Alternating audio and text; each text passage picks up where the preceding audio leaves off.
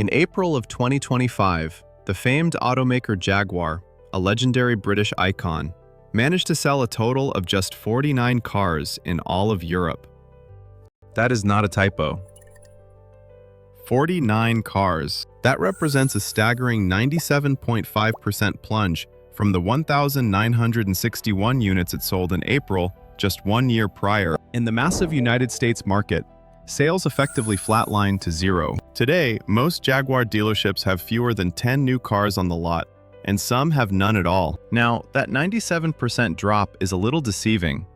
The main reason for it is that Jaguar has, for the most part, simply stopped making cars.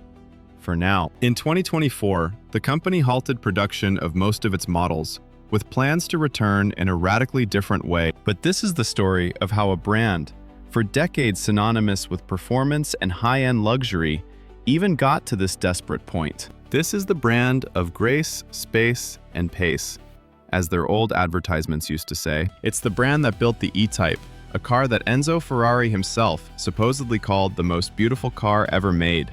So what happened?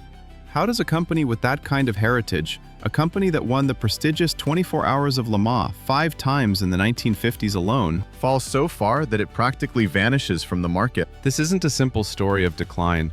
It's a story of chronic unreliability, a confused identity, catastrophic corporate ownership, and one of the most bizarre and riskiest business gambles I have ever seen.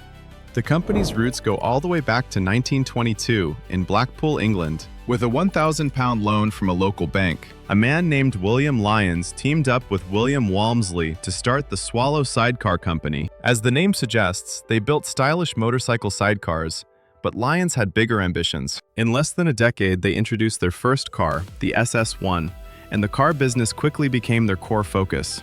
Lyons eventually bought out his partner and renamed the company SS Cars. Then, in 1935, he started releasing cars under the model name Jaguar. After World War II, the SS initials had become toxic due to their association with the Nazi Party. So, in 1945, Lyons renamed the entire company Jaguar Cars. 3 years later, in 1948, they launched the car that would truly put them on the map, the XK120. With a 120-mile-per-hour top speed, it was the fastest production car in the world at the time. They originally only planned to produce a few hundred of them, but the demand, especially from the United States, was so high that they ended up making over 12,000. Throughout the 1950s and 60s, Jaguar was at its absolute peak. They dominated the racing world, and their road cars, driven by celebrities like Steve McQueen, became global symbols of British style and performance. But the trouble really started in 1966. William Lyons, at 64 years old and looking to retire, decided to sell the company. Inflation was harming the auto industry, and he sold to the British Motor Corporation. This entity soon merged into a massive state-owned conglomerate called British Leyland. This was a famously unwieldy and dysfunctional company that managed numerous brands, and it was a disaster for Jaguar. Quality control evaporated. This is where Jaguar earned its infamous, decades-long reputation for unreliability. The issues were most notable in the XJ models of the 1980s and were widely linked to the electronics company they used, Lucas.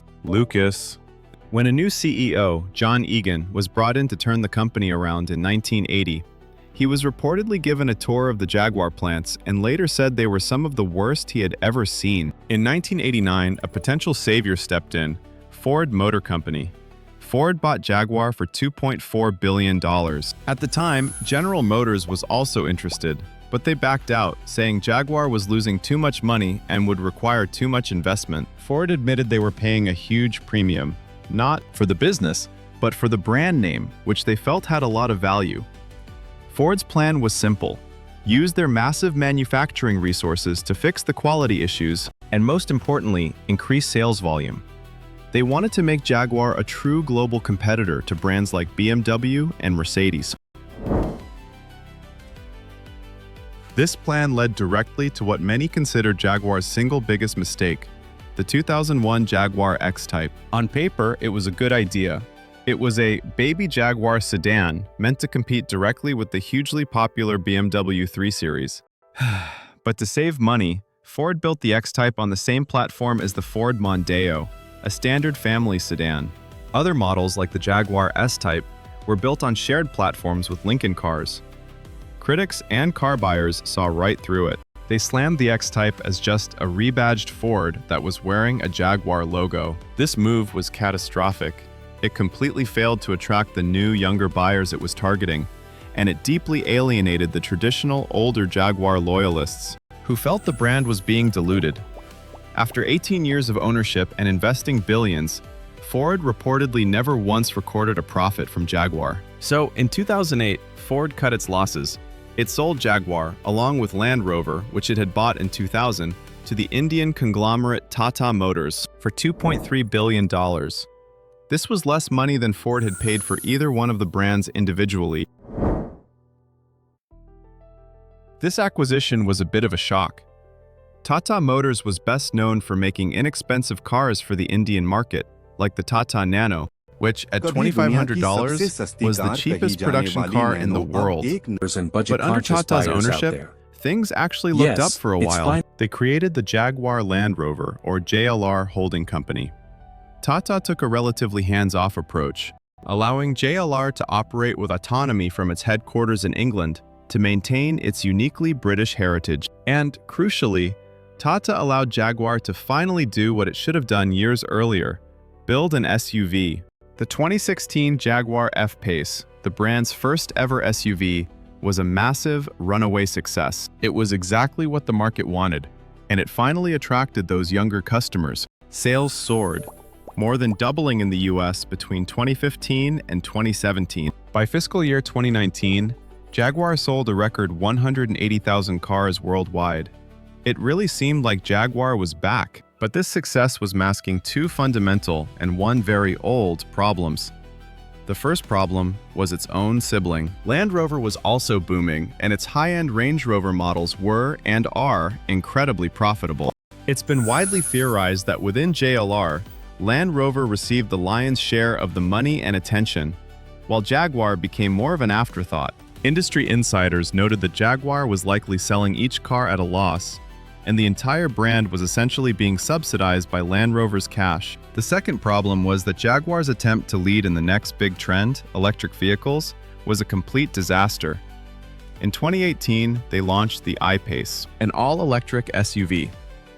It was one of the first true Tesla competitors, and it even won a lot of Car of the Year awards. Google's autonomous driving company, Waymo, even ordered 20,000 of them. But then, the old Jaguar curse of reliability returned with a vengeance. The I-Pace batteries were found to be overheating and at risk of catching fire. Between 2018 and 2023, at least 8 I-Pace vehicles spontaneously burst into flames in the US alone. The company issued multiple recalls, including a software update that prevented the battery from charging above 80%. A terrible fix for a car whose range wasn't great to begin with. Even worse, this didn't even solve the problem. In 2024, Jaguar was forced to buy back nearly 3,000 of the cars due to the continued fire risk. The I-Pace disaster greatly tarnished the brand's reputation and raised serious doubts about its ability to build reliable EVs. And that old problem? Profitability. Jaguar has been a consistently losing brand for the better part of the last 2 decades, of 50 years. All those new models released under Tata, including the F-Pace, were ultimately not making any money. By 2024, Jaguar's global sales had collapsed by almost 2/3 from their 2019 peak. The brand was bleeding money, and its parent company, JLR, decided that radical action was needed. This brings us to the Reimagine plan, which is the reason Jaguar's sales have now fallen to zero. In 2021, JLR's new CEO, Thierry Bolloré, announced this revolutionary and incredibly risky strategy. The plan is to completely reinvent Jaguar as an ultra-luxury all-electric car brand by 2025. To do this, they decided to stop production of all of their existing models in 2024.